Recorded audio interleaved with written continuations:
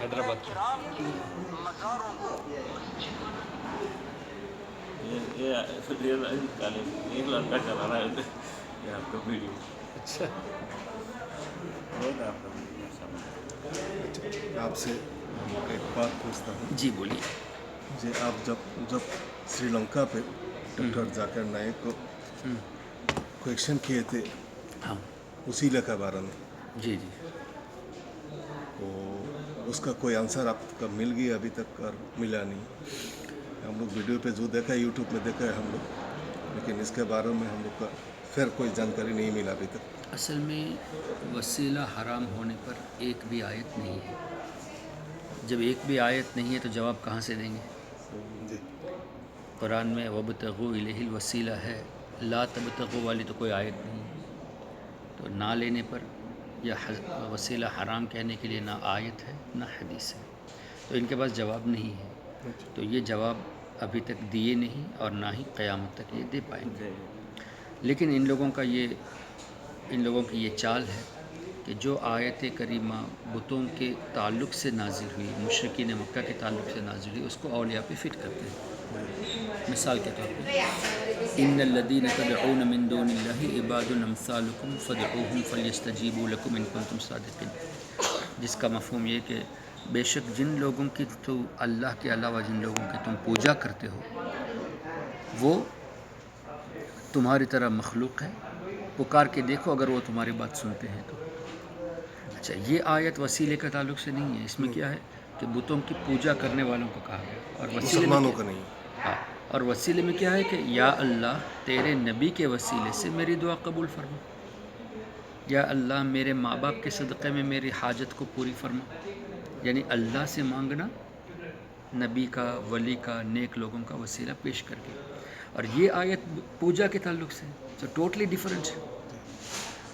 اچھا، دوسرا یہ ہے ایاک نعبد و ایاک نستعین، یہ آیت بولتے ہیں کہ وسیلے کیا ضرورت ہے، نماز میں تو کہتے ہو کہ یا اللہ ہم تیری ہی عبادت کرتے ہیں، تجھی سے مدد مانگتے ہیں، تو یہاں بھی وسیلے میں اللہ ہی سے تو دعا کیا نا، جی، تو وہ ایاک نستعین تو ہو گیا نا، اللہ ہی سے تو دعا کرتے ہیں۔ اب اللہ سے دعا کرتے وقت نبی کا نام لینا یہ حرام ہے، کہاں لکھا ہوا ہے؟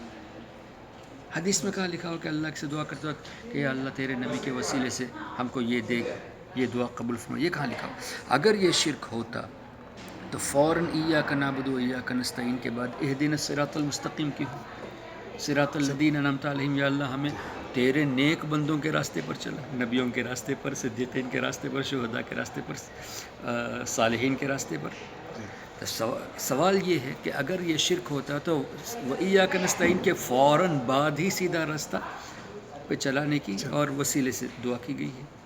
اچھا، تو وَإِيَّاكَ نَسْتَعِينُ تجھی سے مدد مانگتا۔ اب ہم ان سے پوچھتے ہیں، تم نماز میں کہتے ہو وَإِيَّاكَ نَسْتَعِينُ، یا اللہ تجھی سے مدد مانگتے ہیں، کیا کبھی یہ کہا وَإِيَّاكَ نَسْتَعِينُ فقط فی معاملۃ الآخرہ، آخرت کے معاملے میں فقط؟ اچھا، ایسے تو نہیں۔ ایسا تو نہیں ہے نا۔ جی، تو اللہ سے کہتے ہو کہ یا اللہ تیری ہی مدد مانگتے ہیں، نماز کے بعد دوست سے مدد مانگتے کہ نہیں، منتے ٹیچر سے مدد مانگتے کہ نہیں، ایک دوسرے سے مدد مانگتے کہ جی، نہیں، منتے تو نماز کے خلاف ہو نا، نماز میں جھوٹ بولتے ہو تو۔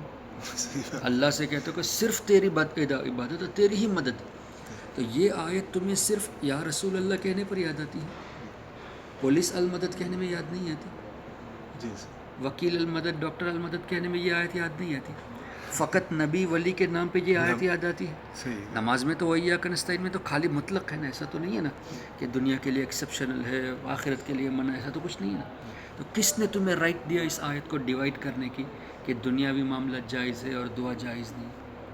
اچھا، یہ کہتے کہ الدعا هو العبادہ، دعا عبادت ہے، اسی لیے یا رسول اللہ میری حاجت پوری کر دو کہیں گے تو یہ شرک ہو جائے گا، اس لیے کہ یہ دعا ہے، دعا عبادت ہے۔ تو دعا جب عبادت ہے تو دنیا کے لوگوں سے مدد مانگنا یہ بھی تو دعا ہوا نا پھر۔ یہ بتا دو۔ یہ کیسے کہہ دیا کہ دعا عبادت صرف وفات شریف کے بعد ہے، اس سے پہلے نہیں ہے؟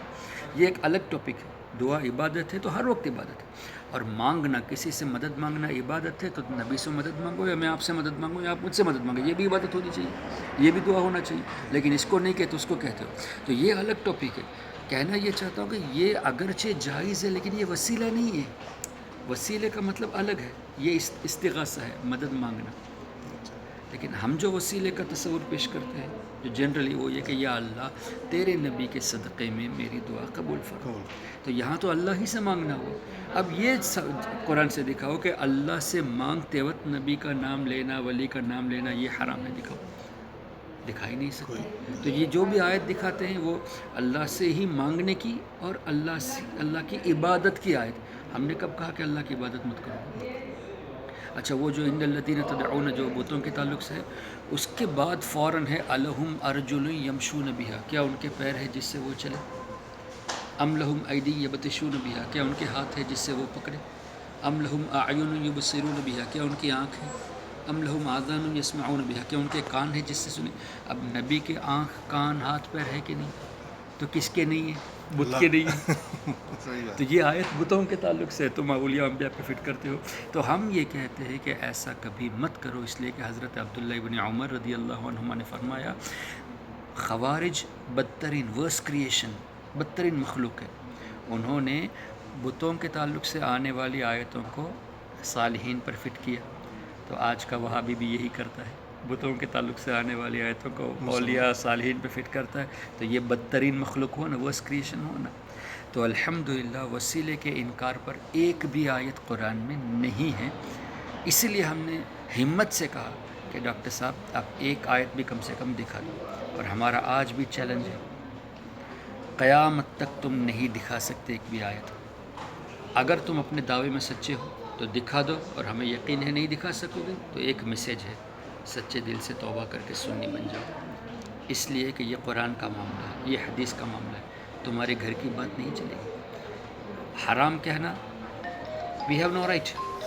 کسی چیز کو اگر ہم فرض کہیں گے تو it's our duty to prove it from Quran and Hadith. کسی چیز کو ہم حرام کہیں گے تو it is our duty to prove it from Quran and حدیث.